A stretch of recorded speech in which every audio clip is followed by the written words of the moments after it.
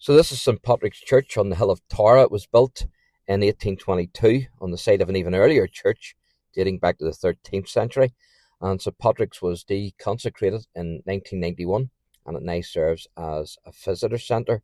Now, Patrick himself was born around 385 to 387 AD and he died on the 17th of March 461 AD.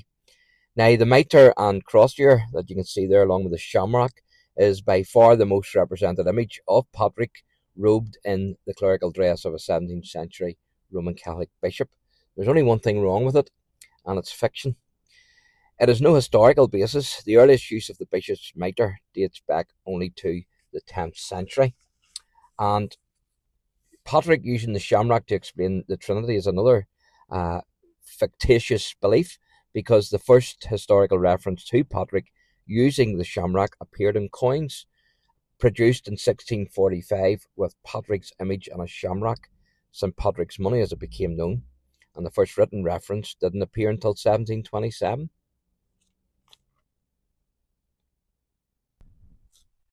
So this is the church here on the hill of Tara, and this church was built in 1822, but it replaced a much older church from the 13th century, and this earlier church was the property of the Knights Hospitaller in 1212. Today the church is actually used as the visitor centre, as you can see from the sign, Hill of Tara Visitor Centre.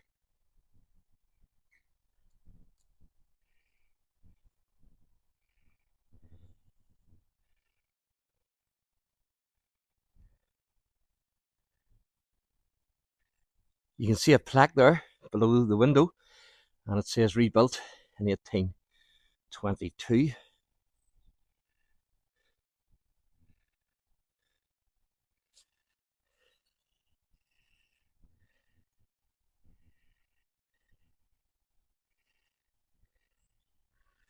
So this is what's known as the Mound of the Hostages, and it's actually a passage tomb.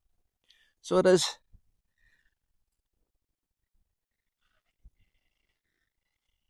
Here on the hill of Tara.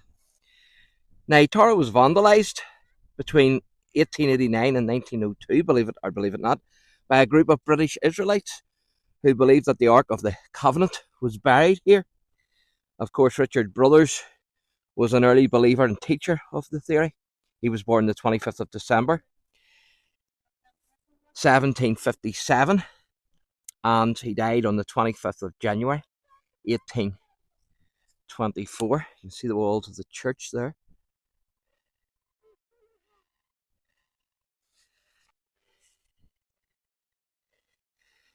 Now, Brothers actually declared himself as Prince of the Hebrews and nephew of the Almighty, and he thought it was his job to actually get the hidden Jews, as he called them in England, back to Palestine. Patrick, of course, also has a connection here with this site. There's a lot of ring forts here. But in 433, Patrick lit the Paschal fire from the nearby hill of Slane in defence of the pagan king of Tara.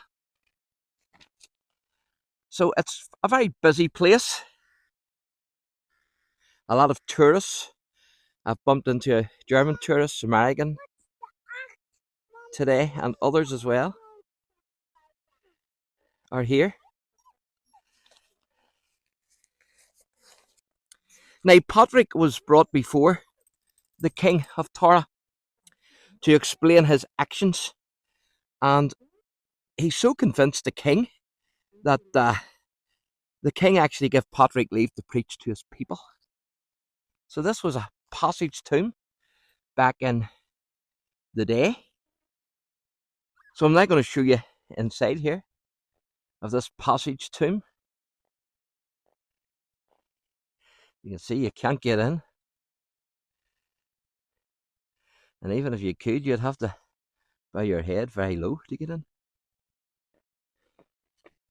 So that's inside. Not a big lot to see, but then it's a tomb for burial. People were buried in here. And you can see like some carvings. I don't know if that's It's like carvings on the, obviously that looks like an entrance, but you can see the carvings there. I'll try and zoom in and let you see them a bit better.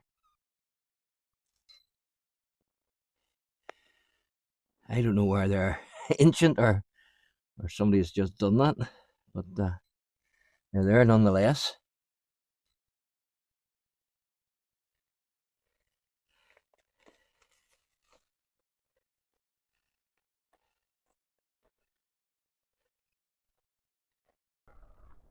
So Daniel O'Connell also has a big connection here with the Hill of Tara, because he hosted a peaceful political rally here in 1843 to speak against the Union of Great Britain and Ireland. You can see the church and the graveyard there. There's an old church there at Poke. That's an old ruined church there in the distance.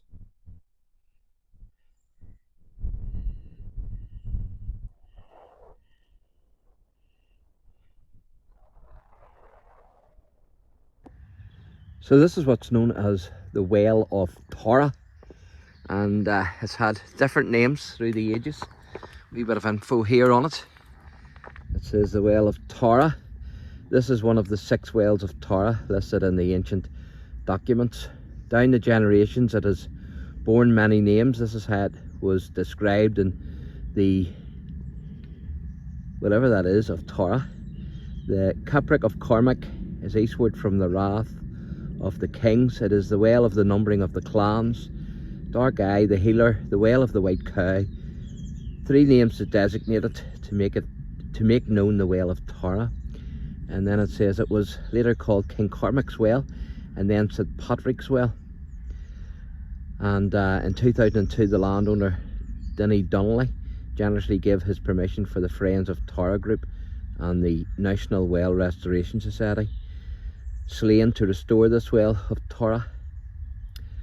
So it's a pagan well originally, of course, and there would have been probably pagan worship at it, and then it was adopted by Christianity, and of course there would have been worship here at this well as well, which was although it was classed as Christian, of course it would have been pagan as well, because a lot of the wells are associated with worship, but it's a false worship, unfortunately. But that's the well there, as you can see.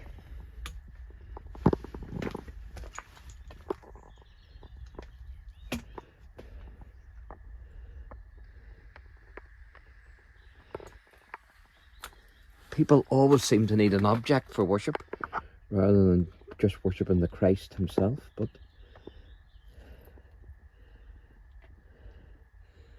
that's the way it was back then, and even is today, unfortunately. So this building here is just across from the Well of Tara. Don't know what this was used for, there's no information about it. But whatever it was, it's a ruin now.